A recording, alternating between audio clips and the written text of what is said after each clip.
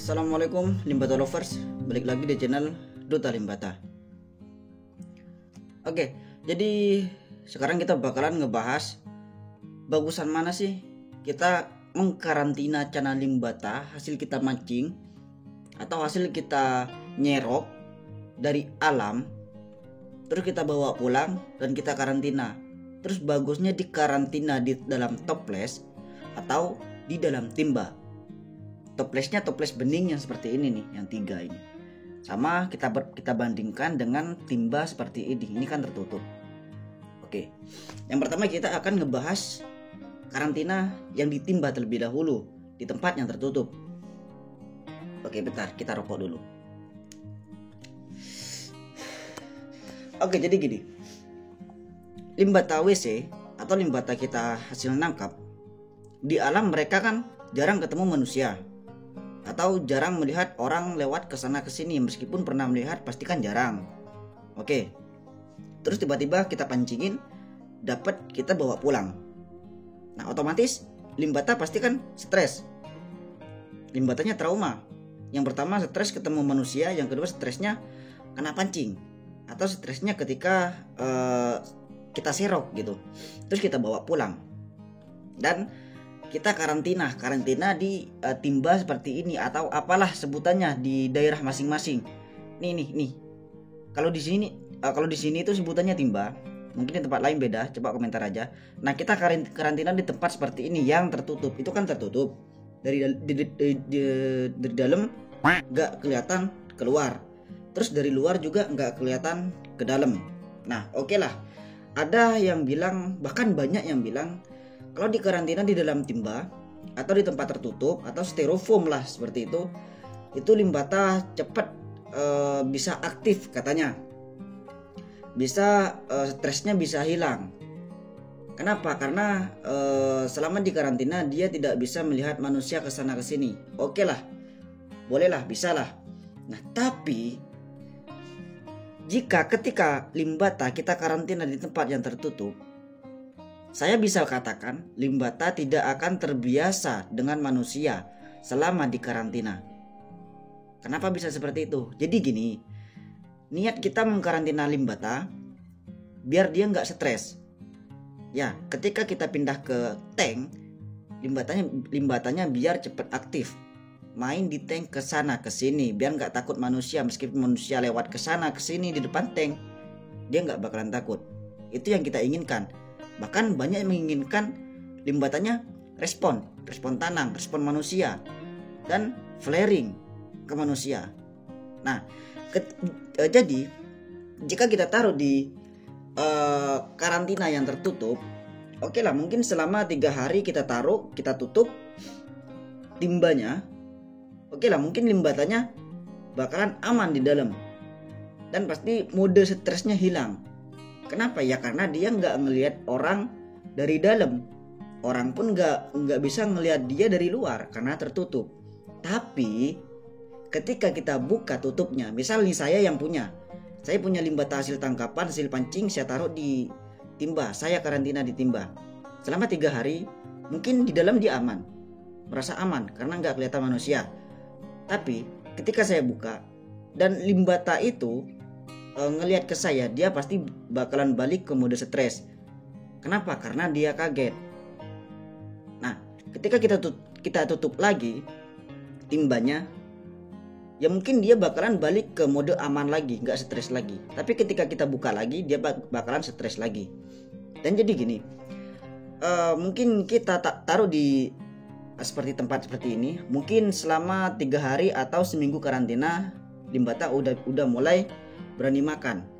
Tapi kita taruh umpan di dalam dan kita tutup mungkin sekitar 1 jam 2 jam baru dia mau makan. Tapi kalau untuk mentalnya yang mental kerupuk, ya mungkin seminggu gak dimakan gitu.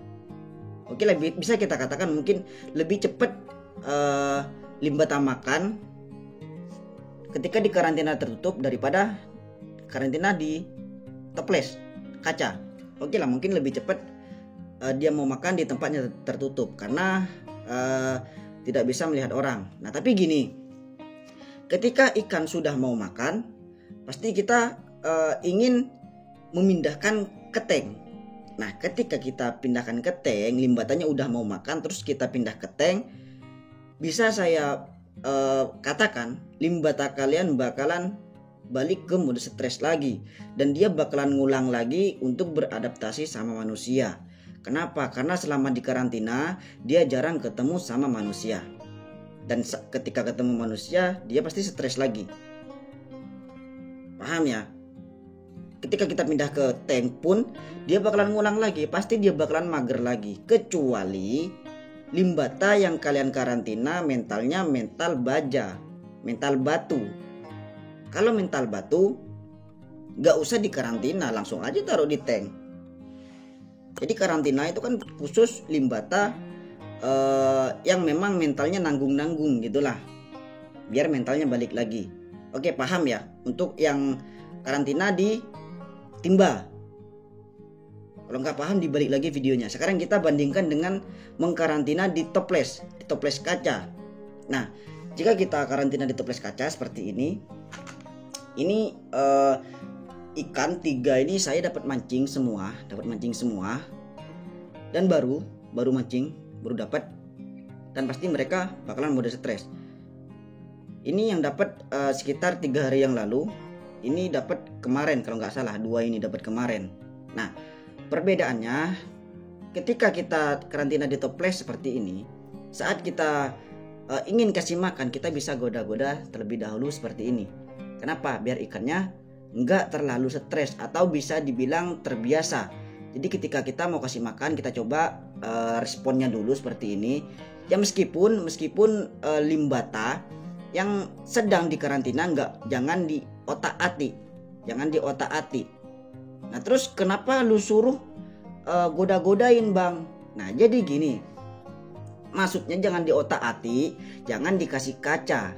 Nah, ini belum saya kasih pembatas ini sama ini karena mau saya bikin konten gitu. Nah, terus kenapa saya suruh goda-goda? Jadi kita bisa tahu limbata mana yang mentalnya lumayan bagus. Kalau hasil pancingan kita karantina di dalam toples kaca yang kelihatan dari dalam, terus kelihatan dari luar juga, terus kita goda-goda, dia mau respon, itu pertanda limbatanya mental baja. Bisa langsung kita pindah aja ke tank. Nah, kayak yang sebelah kiri ini mentalnya lumayan. Ini kemarin pas saya dapet dia langsung mau flaring tangan. Respon tangan. Tapi sekarang mentalnya ngedown lagi. Kenapa? Karena kemarin limbata saya yang sepasang yang baru dapat juga itu lompat dari tank karena tutupnya ngangkang, terus ketemu sama istri saya. Karena istri saya nggak paham masalah limbata, terus digabungin di sini. Jadi toples ini isinya 3 kemarin. Jadi dia langsung stres. Tapi pas dapat mancing kemarin mentalnya aman, langsung mau respon tangan. Nah, jadi gini. Ketika kita mau kasih makan juga, kita tahu limbatanya itu mau langsung makan atau enggak. Oke, jadi kita jangan bahas makan dulu lah, oke lah. Jadi gini, limbata yang di dalam itu pasti kelihatan sama orang yang lewat. Dan mungkin 1 hari, 2 hari, 3 hari mereka bakalan stres melihat orang kesana kesini. Nah, tapi ya jangan banyak orang juga. Karantinanya jangan taruh di kayak ruang tamu juga. Ya misal ditaruh di ruang pribadi atau di kamar pribadi kalian gitulah, biar ketika masuk cuman kalian aja yang dilihat sama limbata kalian gitu. Jadi nggak terlalu banyak orang. Nah, kenapa? Biar limbata kalian yang di karantina itu bisa terbiasa dengan kehadiran kalian gitu loh. Jadi mereka bakalan ngelihat dari dalam, ngelihat kalian datang, kalian pergi, datang lagi, pergi lagi, dan dia bakalan terbiasa. Dan ya mungkin butuh sekitar 1 minggu, 2 minggu untuk limbata biasa bisa terbiasa dengan manusia. Kalau untuk yang di karantina toples seperti ini, ya paham. Jadi menurut saya lebih bagus karantina di toples kaca daripada di toples plastik yang tertutup atau di timba atau di styrofoam. Itu menurut saya lebih bagus kita karantina di kaca, karena ikan bisa melatih mentalnya kepada manusia. Jadi mereka bisa pelan-pelan beradaptasi dengan kehadiran manusia. Manusia datang, manusia pergi, manusia lewat-lewat di pinggir tank dia atau di pinggir toples karantina dia gitu. Jadi mereka bakalan terbiasa. Nah, ketika limbata udah terbiasa sama manusia di dalam tank-tank toples seperti ini, ketika mereka dalam toples, mereka udah terbiasa sama kehadiran manusia. Bahkan ketika kita goda-godain pakai mainan atau pakai pakan, mereka langsung mau respon. Maka ketika kita pindah ke tank khusus untuk cana, atau memang yang tank udah kita siapkan, sorry batuk, maka mental mereka nggak bakalan hilang semua. Maka bahkan bisa saya bilang mental mereka bakalan tetap.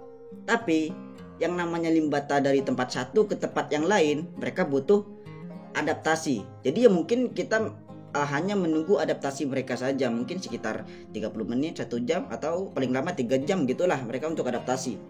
Dan bisa saya katakan ketika mereka atau si limbata udah selesai adaptasi atau sudah beradaptasi sama tanknya yang baru, dia bakalan setel di tank barunya.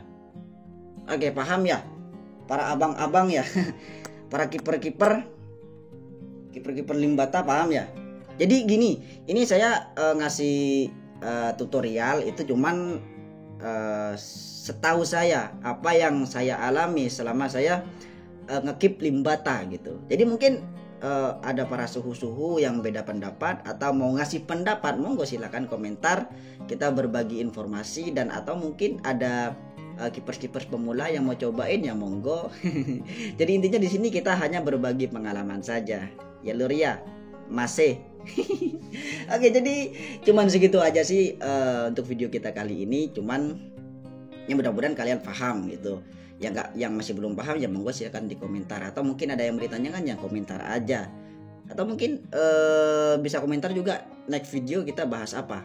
Oh ya, kita bakalan ngebahas perbedaan jantan sama betina. Oke, jadi yang ini kita tutup saja dulu. Jadi terima kasih banyak yang udah nonton. Monggo silakan di like kalau kalian suka, dan di subscribe juga kalau mau. Jadi kita akhiri saja. Salam limbata lovers, salam flaring. Wassalamualaikum warahmatullahi wabarakatuh.